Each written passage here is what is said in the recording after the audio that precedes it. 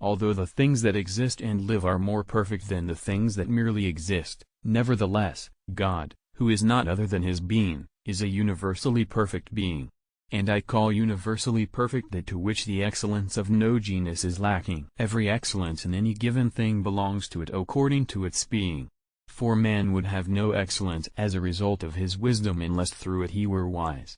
So, too, with the other excellences. Hence, the mode of a thing's excellence is according to the mode of its being. For a thing is said to be more or less excellent according as its being is limited to a certain greater or lesser mode of excellence. Therefore, if there is something to which the whole power of being belongs, it can lack no excellence that is proper to some thing. But for a thing that is its own being it is proper to be according to the whole power of being. For example, if there were a separately existing whiteness, it could not lack any of the power of whiteness. For a given white thing lacks something of the power of whiteness through a defect in the receiver of the whiteness, which receives it according to its mode and perhaps not according to the whole power of whiteness. God, therefore, who is his being, as we have proved above, has being according to the whole power of being itself.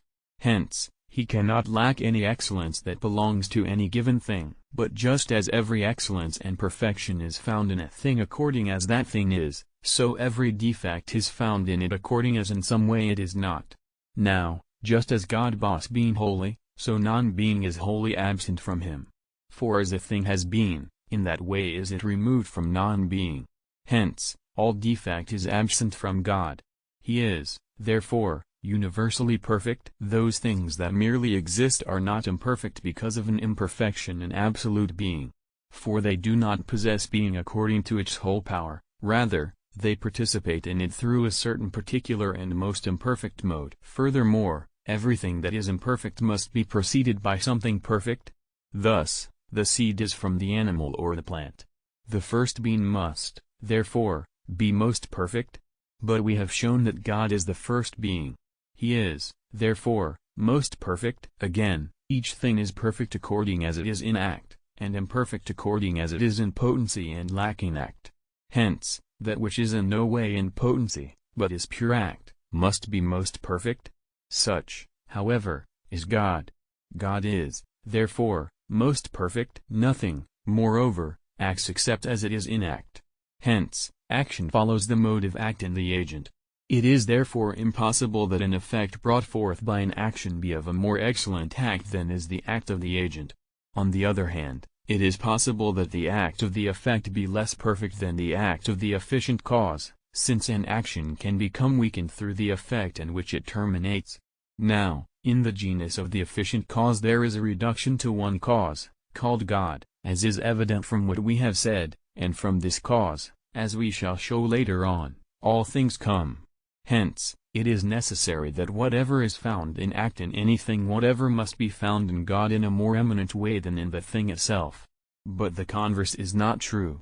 God, therefore, is most perfect in every genus. Furthermore, there is something that is most perfect for that genus, acting as a measure for all other things in the genus.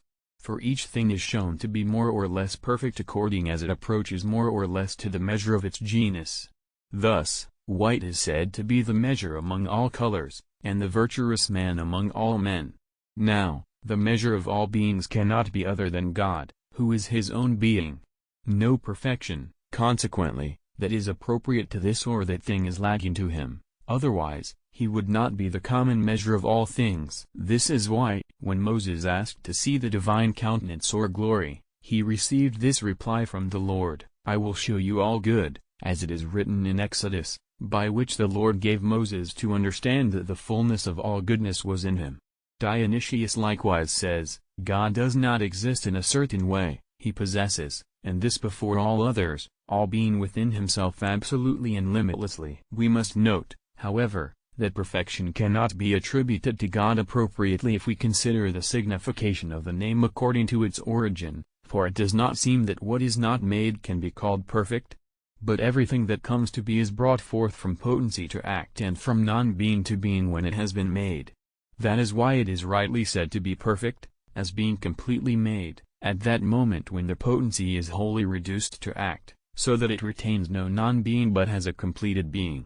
by a certain extension of the name. Consequently, perfect is said not only of that which by way of becoming reaches a completed act, but also of that which, without any making whatever, is an incomplete act. It is thus that, following the words of Matthew, we say that God is perfect. Be perfect as your heavenly Father is perfect.